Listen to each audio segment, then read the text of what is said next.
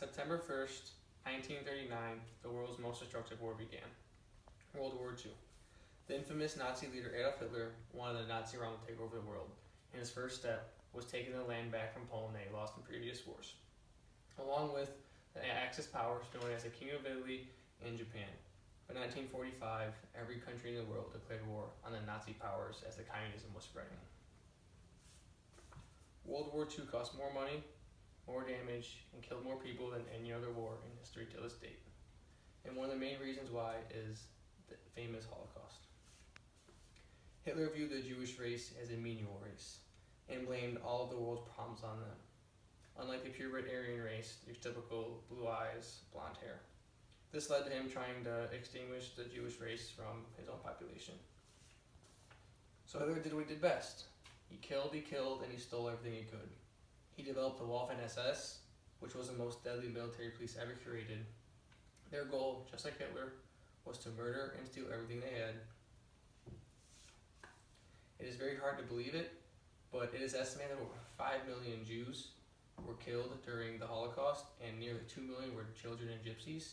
We're off 2015, and for an estimation, 5 million people is the entire state of Alabama being wiped out from the United States. The most brutal killing took place on September 1941 at the Babbier Ravine, which is where 33,000 people were killed in 48 hours. Ultimate 2004, and for another comparison, that is like the Chicago Blackhawks Stadium being filled and the entire place being wiped out. There is no shy of a genocide here. However, unlike the genocides in other countries, people could convert to religion and they could be spared with their lives. However, the Jewish people could not be spared. The only way they could, if that their grandparents converted to Christianity before January 1897, which is the founding of the Germans, required 2001.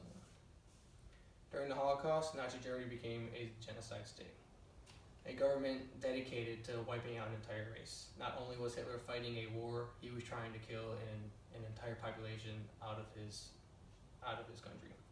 For example, churches provided birth records, finance ministries took all the property and the wealth they could from the Jews to get everything they want. They were savages. And the universities researched more ways and more efficient to save money and basically ammunition to kill more people. Example is the gas chamber.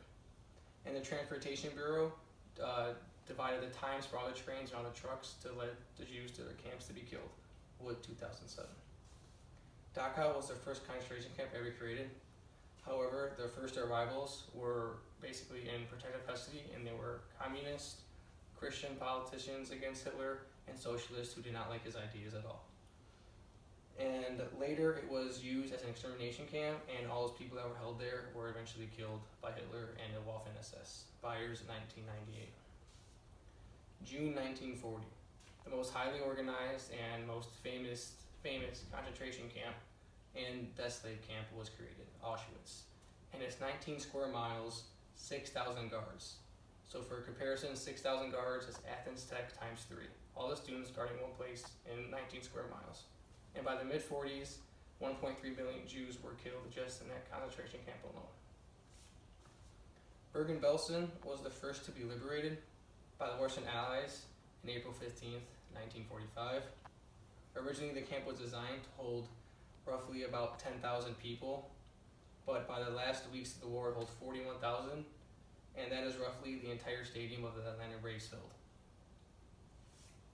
And in early May 1945, Nazi Germany finally surrendered, but the work didn't stop there for the Western Allies. There were still thousands and thousands of concentration camps that were undiscovered, and this is due to the fact because the Americans, the UK, the Australians, Canadians, they had no idea what concentration camps were until end of the war, where Bergen-Belsen was finally liberated.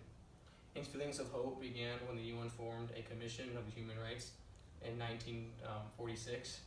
And for comparison, the Human Rights Act is like the Civil Rights Act of war.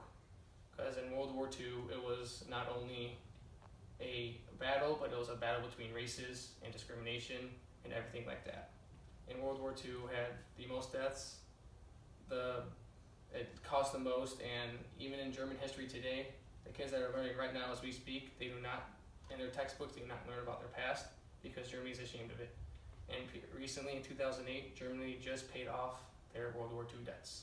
So thanks to the UN formed Commission of Human Rights in 1946, that will never happen again, hopefully.